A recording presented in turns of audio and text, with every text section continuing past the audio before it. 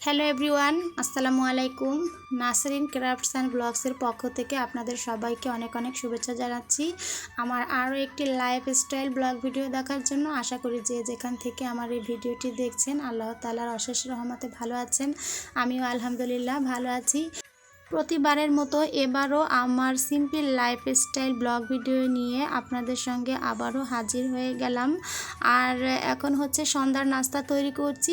আজকে সকাল দুপুর পেরিয়ে সন্ধ্যার থেকে হচ্ছে ক্যামেরাটা অন করেছি আর তখন থেকেই ভিডিওটা স্টার্ট করেছি। এই যে আমার হাজব্যান্ড অফিস থেকে চলে এসেছে, তার জন্য এখন নাস্তা তৈরি করছি।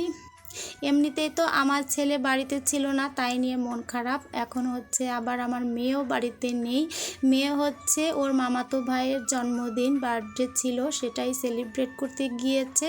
তো আলহামদুলিল্লাহ দেখতে দেখতে আমাদের ছোট্ট সোনামণিটা অনেকটাই বড় হয়ে গিয়েছে। এবছর আলহামদুলিল্লাহ 2 বছর পূর্তি উপলক্ষে যে বার্থডে ছিল সেখানেই হচ্ছে আমাদেরও ইনভাইট ছিল। তো যেহেতু প্রচুর বৃষ্টি, তারপর হচ্ছে আমার ছেলেও বাড়িতে নেই, এজন্য আমাদের আর যাওয়া হয়নি। তাছাড়া নুজাতের আব্বুর অফিসেও অনেক প্রেশার ছিল, এজন্য যেতে পারিনি। আর আমার ছোট ভাই হচ্ছে গিয়েছিল, ওই ছোট ভাইয়ের সঙ্গেই হচ্ছে মেয়েকে পাঠিয়ে দিয়েছি। 2 দিন থাকার কথা ছিল অবশ্য, যে অনুষ্ঠান শেষ হলে চলে আসবে। ঘরোয়াভাবে অনুষ্ঠান ছিল, কেউ তেমন একটা আসেনি, ওই নিজেরা।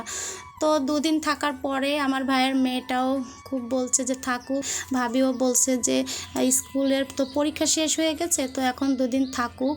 তো সেভাবেই ওর আব্বুর অনুমতি দিয়ে দিয়েছে, ঠিক আছে মেয়ে যেহেতু কোথাও তেমন একটা যায় না তো থাকুক। এদিকে স্কুল, প্রাইভেট, কোচিং অনেক কিছুই কিন্তু ওর বন্ধ যাচ্ছে। তারপরেও বাচ্চাদের মন মানসিকতার কথা চিন্তা করে হচ্ছে ওকে 2 দিন থাকার পারমিশন দিয়েছি। তো আলহামদুলিল্লাহ শনিবার কিংবা রবিবার হচ্ছে আমার ছোটো ভাইটা গিয়ে ওকে আবার নিয়ে আসবে। তো সেজন্যই বলছিলাম যে মনটা অনেকটাই খারাপ। একদিকে ছেলেও নেই, মেয়েও নেই, পূর্ণতার ঘর এখন শূন্যতায় হাহাকার করছে, যেখানে ছেলে মেয়ের তর্ক বিতর্ক, বাঘ বিতণ্ডা, ঝগড়া, এগুলো নিয়েই সারাদিন আমাকে সালিশ বিচার করতে করতে পার করতে। দুজন নীরবে বসেই থাকছি, টেবিলে খাবার টেবিলেও চুপ হয়ে থাকছি, নাস্তা পানি তাকে দিচ্ছি, তারপরেও কেমন যেন একটা নীরবতা সারা ঘর জুড়ে বিরাজ করছে। এই তো আমার হাজব্যান্ডকে নাস্তাটা দিয়ে দিলাম। আর আজকে হচ্ছে ম্যাকারনি রান্না করেছি। আর বাসায় যে ঘরোয়া মশলাগুলো থাকে সেগুলো দিয়েই হচ্ছে আমি সবসময় রান্না করে নিই। এই ম্যাকারনিগুলোর সঙ্গে যেই মশলাটা থাকে সেটাও দিই। তাছাড়া এক্সট্রা হচ্ছে আমি ওই যে ম্যাজিক মশলা, তারপরে ঘরে ওই যে চটপটির মশলা, অন্যান্য যে চাট মশলাগুলো থাকে সবগুলো দিয়েই হচ্ছে আমি এই ম্যাকারনিটা রান্না করি, যেটাকে অনেকে পাস্তা বলে। ওইটা খেতে কিন্তু অনেকটাই সুস্বাদু লাগে। সাথে কিন্তু টমেটো সস, সয়া সস এগুলো সব দেই। তারপর হচ্ছে মেয়োনিজ। তো আজকে মেয়োনিজ আর হচ্ছে টমেটো সসটা ছিল না, এর জন্য শুধু হচ্ছে ওই যে মশলাগুলো দিয়েছি আর হচ্ছে সয়া সসটা দিয়ে সঙ্গে একটু লেবুর রস দিলে অনেকটাই ভালো লাগে খেতে। আর তার সঙ্গে তো শসা থাকবেই। তো সব কিছু দিয়েই হচ্ছে হাজব্যান্ডকে নাস্তা তৈরি করে দিয়েছি, তিনি খেয়ে নিয়েছেন। আর হচ্ছে গতকালকে যে দুধ জাল করেছিলাম, গরুর দুধ, ওইটা হচ্ছে আর খাওয়া হয়নি। তো সকালে জাল দিয়েছি, দুপুরে জাল দিয়েছি, রাত্রেও জাল দিয়েছি। তো জাল দিতে দিতে অনেকটাই ঘন হয়ে গিয়েছে। তো আমি বলছি এই দুধটা কি করব। তো আমার হাজব্যান্ড বলছে যে পুডিং বানিয়ে ফেলো। তো যেই কথা সেই কাজ, আমিও হচ্ছে পুডিং বানাতে চলে এলাম। আর এখন আমাদের ঘরে ছেলে মেয়ে কেউ নেই, আমরা দুজনই টোনাটুনির মতো বসে আছি। তো সেইভাবেই টোনাটুনির পার্টি করছি। আমার মনে আছে ছোটোকালে আমি খুব একটা গল্প শুনতাম যে টোনা পিঠা খেতে চাইলো টুনির কাছে, আর টুনি বলল যে চালের গুঁড়া লাগবে, গুড় লাগবে, তারপরে হচ্ছে চিনি লাগবে, লবণ লাগবে, এগুলো এনে দাও তবেই তো পিঠা হবে। তো আজকে আমিও সেই টোনাটুনির পার্ট নিয়েছি। তো ওইটা ছিল কার্টুন ক্যারেক্টারিস্টিক একটা স্টোরি, যেটা বাচ্চাদেরকে অনেক মজা দিত। আর আমরা হচ্ছে রিয়েল লাইফের টোনাটুনি।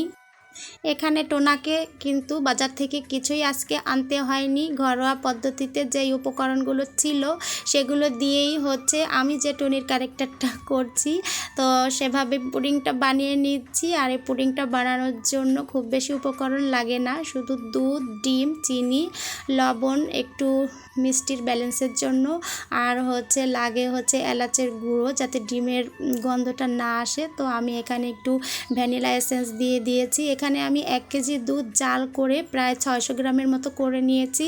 আর হচ্ছে চিনি ব্যবহার করেছি 3 চামচ, ডিম দিয়েছি 3টা, আর একটু ভ্যানিলা এসেন্স দিয়ে তারপরে হচ্ছে প্রথমে ডিমটাকে খুব ভালো করে হচ্ছে ফেটে নিয়েছি যতক্ষণ পর্যন্ত স্মুথ একটা ব্যাটার না হয়। তারপরে হচ্ছে দুধ তার মধ্যে দিয়ে আবার একটু মিক্স করে দিয়েছি। অনেকেই এর মধ্যে বিস্কিটের গুঁড়া দেন, তো আমি সেগুলো কিছুই দেই না, কারণ এই পুডিংটা তৈরি করতে করতে আমি অনেক বেশি এক্সপার্ট হয়ে গিয়েছি।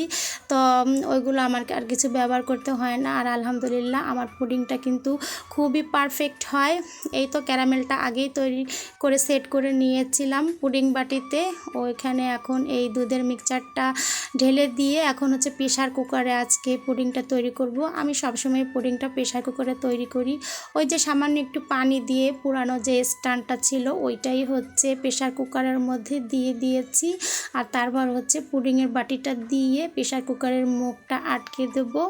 পুডিং অনুযায়ী হচ্ছে সিটি দিতে হয়, যেহেতু আমার এখানে আজকে 1 কেজি দুধ জাল করে একটা পুডিং তৈরি করেছি, আমার মোটামুটি 5টা সিটি দিলেই হবে। আর একটু লো আঁচে দিয়ে রাখতে হবে, হাই হিটে দিলে হচ্ছে সিটি উঠে যাবে কিন্তু ভিতরে হচ্ছে সিদ্ধ হবে না বা পুডিংটা পারফেক্ট হবে না।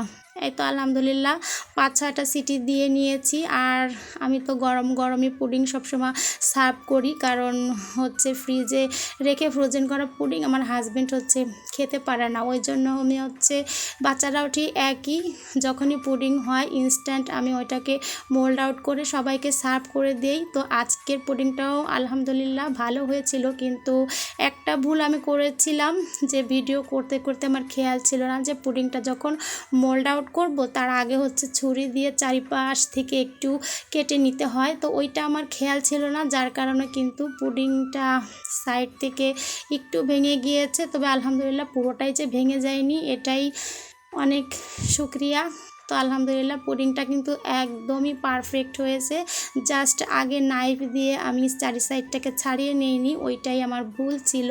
তো দেখতেই তো পাচ্ছেন পুডিংটা কত পরিমাণে পারফেক্ট হয়েছে, কোথাও কিন্তু একটু কোনো লাম্পস নেই, কোনো গুটি গুটি নেই, একদমই ফ্রেশ ছিল আজকের পুডিংটা।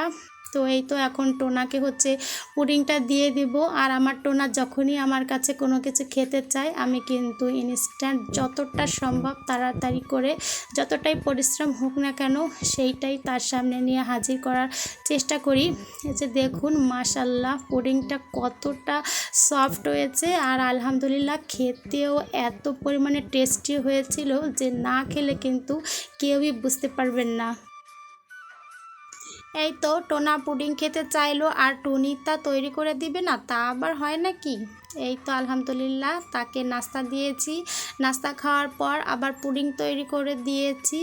আপনারাও যার যার মতো সাধ্য মতো চেষ্টা করবেন আপনাদের হাজব্যান্ডের পছন্দ অনুযায়ী, রুচি অনুযায়ী এবং চাহিদা অনুযায়ী খাবার তৈরি করে দিতে। ভিডিওর একেবারে শেষ পর্যন্ত চলে এসেছি, আজকের মতো এখানেই সবার কাছ থেকে বিদায় নিচ্ছি। সবাই ভালো থাকুন, সুস্থ থাকুন, নিরাপদে থাকুন। আসসালামু আলাইকুম।